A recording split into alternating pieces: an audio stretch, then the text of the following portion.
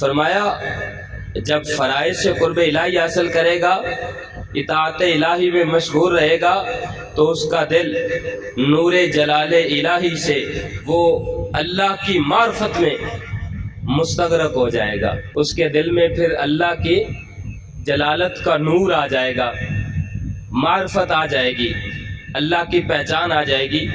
اور پھر اب جب اس کے دل کے اندر یہ معرفت آ گئی، اب دیکھو نا معرفت کا لفظ کیسے آیا۔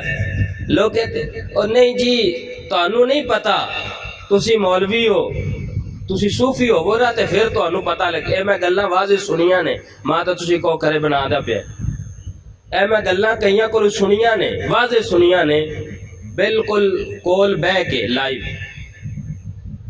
نہیں جی تانوں نہیں پتا، تسی تا مولوی ہو، تسی صوفی ہو تے تانوں پتا لگے۔ وہ شریعت ہو رہے جی، معرفت ہو رہے۔ قرآن پاک پڑھ کے ویکھو، پہلے شریعت دی گل ہے تے فرمایا جیڑا شریعت تے عمل کرے گا معرفت اس سے نو ملے گی۔ معرفت ادو ملے گی جدو شریعت تے عمل کرو گے۔ شریعت، طریقت، حقیقت اور معرفت یہ الگ الگ چیزیں نہیں ہیں۔ کوئی شخص ایسا دعویٰ نہ کرے کہ ان میں سے کسی ایک چیز کو چھوڑ کر دوسری تک پہنچ جائے۔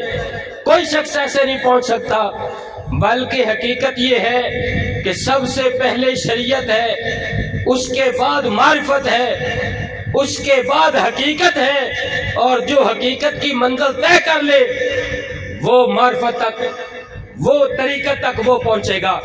جو پہلے شریعت پر عمل کرے گا پھر معرفت الہی تک پہنچے گا، پھر وہ اس دنیا میں اللہ کی قدرت کے جو دلائل ہیں ان کو اس نظر سے دیکھے۔ ہر چیز کو جب دیکھے، آپ اور میں بھی دیکھتے ہیں، ہم کیا دیکھتے ہیں؟ ہم نے ایک پھل پکڑا، ہم نے انار پکڑا، اس کو کھولا، اس کو کھا گئے، بس کہا میٹھا ہے، کھٹا ہے، یا اس کا ذائقہ یہ ہے، بس کھا گئے، اس کا رنگ یہ ہے۔ اللہ کے ولی نے پکڑا تو اس نے صرف یہ نہیں دیکھا، اس نے بسم اللہ شریف پکڑ کے پہلے اس کو دیکھا، تو اس کو دیکھ کے کہا اللہ کی کیسی قدرت چھلک رہی ہے، اللہ نے کتنا خوبصورت نقشہ اس کو دیا ہے۔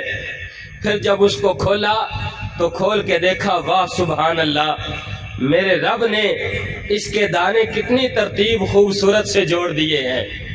پھر اس نے اس دانے کا ذائقہ چکھا تو اس کے اندر سے جو رس اس کی زبان پر گیا، اس نے اس کا رس بھی چکھا تو اس نے اس سے بھی اللہ کی قدرت کی دلیل لی۔ مالکہ تو نے اس کے اندر اس ذائقے والا رس کس طریقے سے بھر دیا۔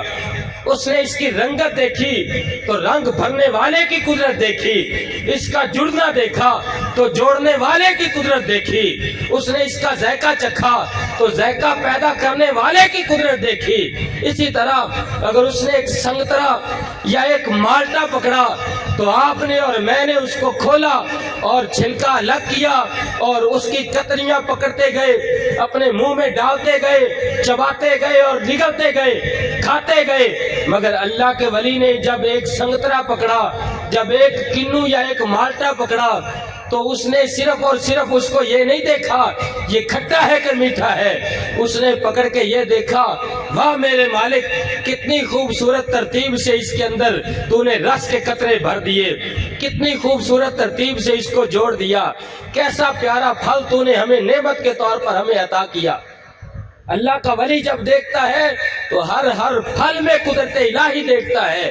اللہ کا ولی جب دیکھتا ہے سورج کا چڑھنا بھی قدرت الہی کی دلیل دیکھتا ہے۔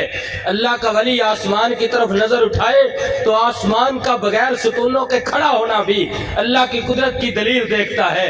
اللہ کا ولی درخت کا پروان چڑھنا بھی اللہ کی قدرت کی دلیل سے دیکھتا ہے۔ آپ اور میں صرف شکوہ کر سکتے ہیں کہ ہم نے فصل بیجی تھی مگر اس سے نفع نہ ہوا، اس سے کمی ہوئی، نقصان ہو گیا، فائدہ ہوا یا نقصان ہوا۔ اللہ کا ولی جب بھی دیکھتا ہے وہ یہ دیکھتا ہے مالکہ دانے کو مٹی کے اندر ملا دینا یہ میرا کام تھا، اب اس کو فصل کی طرح تیار کرنا اور اس کے اندر دانے بھرنا مالک یہ تیرا کام ہے۔ تو اور میں جب دیکھتے ہیں، ہم دیکھتے ہیں کہ اس کے اندر ہم نے دوائی ٹھیک نہیں لگائی، اس کا بیج ٹھیک نہیں تھا، مگر اللہ کا ولی دیکھتا ہے کہ یہ میرے رب کی قدرت ہے، دانا ڈالنا میرے رب کا کام تھا۔